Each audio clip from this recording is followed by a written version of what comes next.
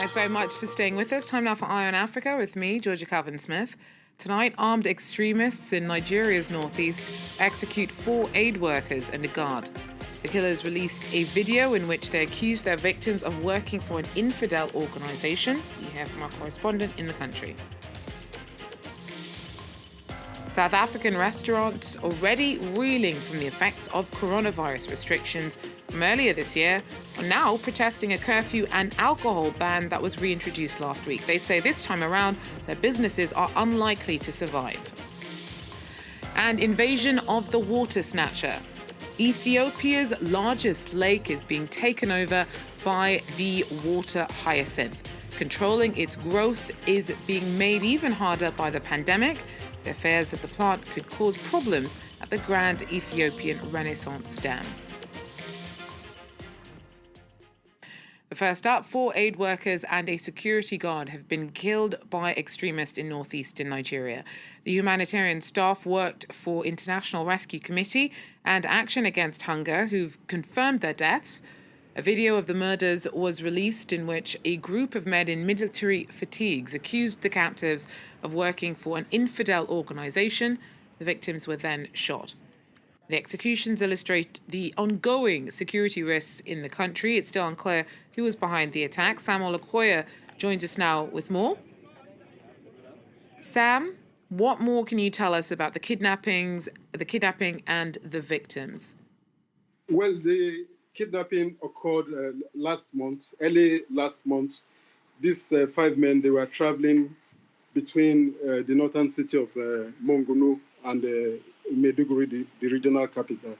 And it was in the course of this travel that they were abducted. Actually, within that same period, a number of people were abducted, but we never heard anything about them except for these aid workers and the security man.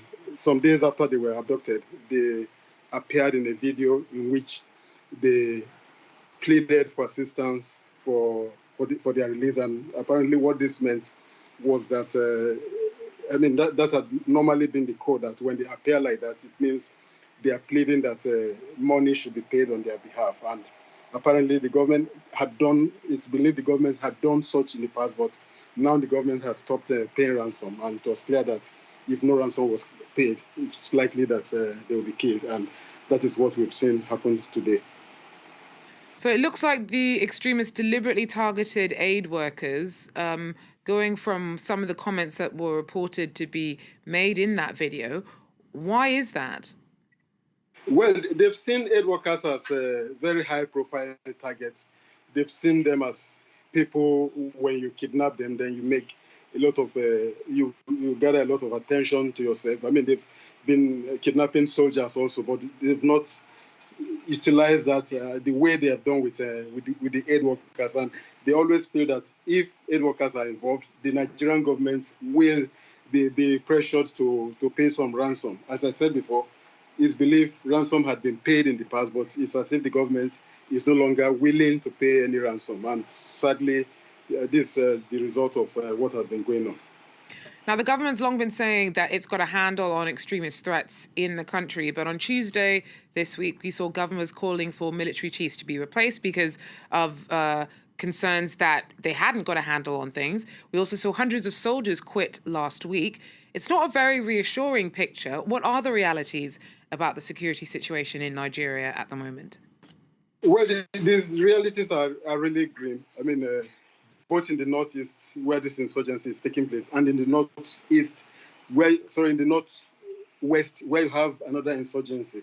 I mean, in the northwest, in the northeast, where the Nigerian army is battling the Boko Haram, they've had quite a lot of problems. We've had lots of ambushes. They've lost a number of men.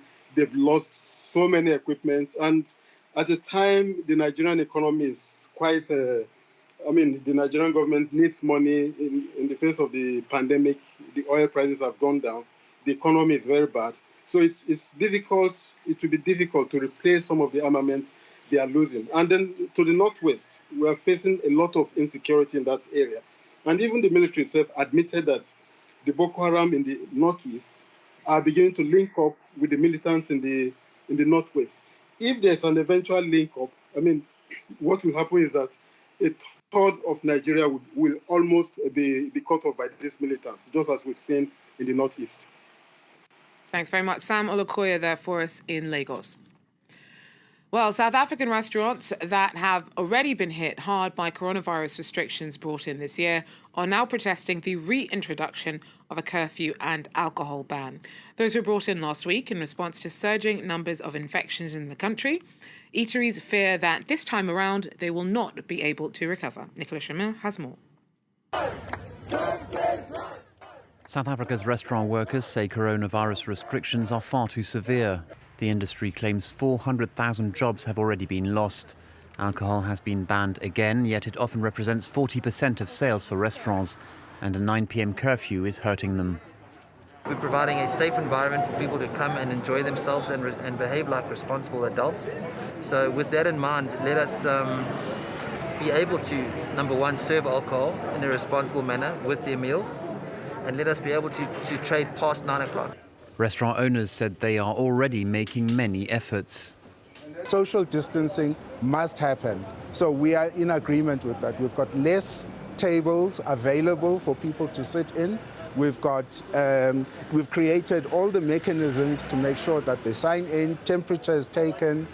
Waiters complain they have not received the UIF or unemployment insurance fund that the government had promised during the lockdown. It's caused me not to be able to afford even the smallest things for my family. Just to pay the bills has become a problem. Plus the government hasn't done much on helping us with the UIF, so most of our families are going home to bed hungry. A stringent lockdown was imposed at the end of March. At the end of June it was lifted, but new restrictions were implemented. According to one poll, 2/3 of restaurants say they are earning this month less than 20% of what they made in July last year. In DR Congo, the state of emergency that's been in place since March has come to an end. Authorities say that the number of new COVID-19 cases has been dropping and that businesses can slowly start to reopen. Overall, the country's seen about 8,600 confirmed infections with 197 deaths. Our team in Kinshasa reports. The lifting of the state of emergency is a huge relief for many Congolese people, and in particular for bar and restaurant owners. They had to close up shop for 4 months and were deprived of their only source of income. Now they're hoping to attract as many customers as possible to get back on their feet, but this, of course, while respecting social distancing measures. Les mesures que nous prenons quand les clients viennent, tout d'abord, c'est de laver les mains avec du savon, avec le détergent, c'est désinfecter les mains. Et puis par après, qu'ils aient les cache-nez, et puis par après on le mettra sur une chaise de 2 personnes ou 3 personnes qui respecteront le geste barrière de 1 mètre. Customers are hailing the reopening of bars and restaurants across DR Congo. For many, it's a welcome return to normality after some stressful months. La bière, je pouvais prendre à la maison, mais rester avec des amis, que vous avez toujours l'habitude de rester chaque fois, ça m'a beaucoup manqué aussi. Et puis, c'est promener librement. Ça nous a manqué aussi. Rester à la maison, c'est jamais facile. Prendre un peu de l'air, ça fait toujours du bien. Mais quand il s'agit de la santé, on est obligé de suivre les mesures barrières.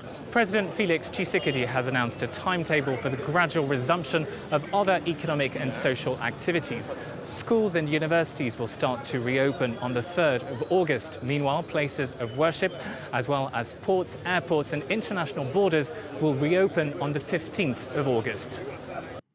Clément Bonero there for us. Now, Ethiopia's largest lake is being threatened by the invasive water hyacinth. The pandemic has made it even harder to control its growth, and there are fears that the plant could cause problems at the Grand Ethiopian Renaissance Dam. Our correspondents report. This thick green carpet stretches along 190 kilometers of the shores of Lake Tana in northwestern Ethiopia. It's the country's biggest lake, but a huge amount of its waters is absorbed by the ever-present water hyacinth. The invasion threatens fishermen's livelihoods as more fish disappear every year. The water hyacinth suffocates them and prevents them from reproducing. More than half of the fishermen of this village have left.